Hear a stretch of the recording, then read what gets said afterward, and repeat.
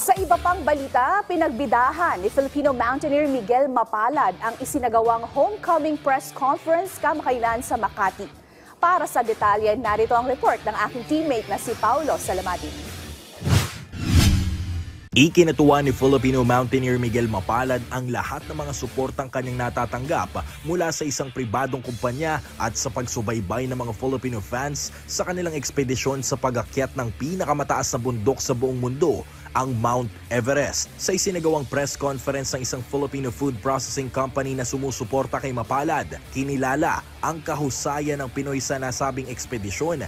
Pagkatapos ito ay ikinuwento ni Mapalad ang kanyang mga naging karanasan simula ng kanilang pag-akyat hanggang sa mapanganib na pagbaba rito.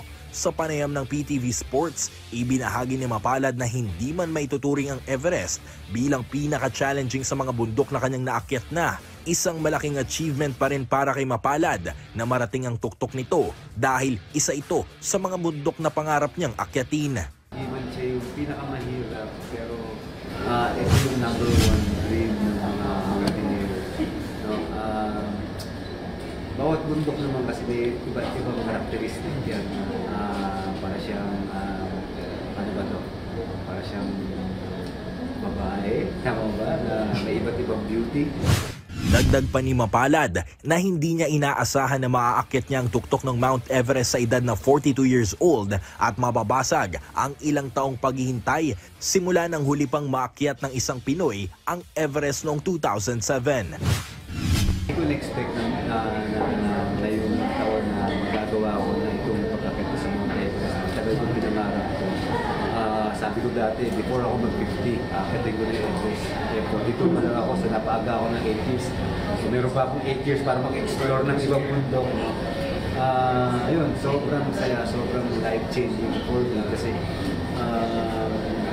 maraming story ang nangyari ng expedition na to, drama o lungkot, lamig, challenge dun sa expedition na to. Marami akong natutunan na pwede kong magamit sa mga susunod na expedition ko. Kaya yun nga, hindi ko masabi na kailan katitigil kasi ang dami mong natututunan all the way.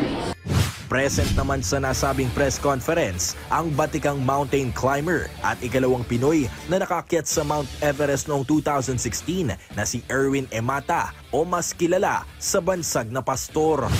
Grabe yung saya at saka proud ako na after sa 19 years sa pag-akyat namin is ito yung actually poor minus sad.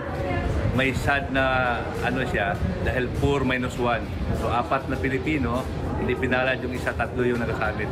So sobrang saya ako dahil siyempre nadagdagan kami sa ang statistic na Pilipinong umakyat ng Mount Everest.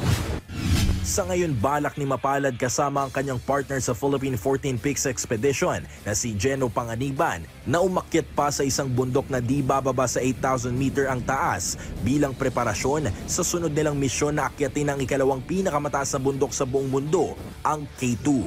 Paulo Salamatin para sa Atletang Pilipino, para sa Bagong Pilipinas.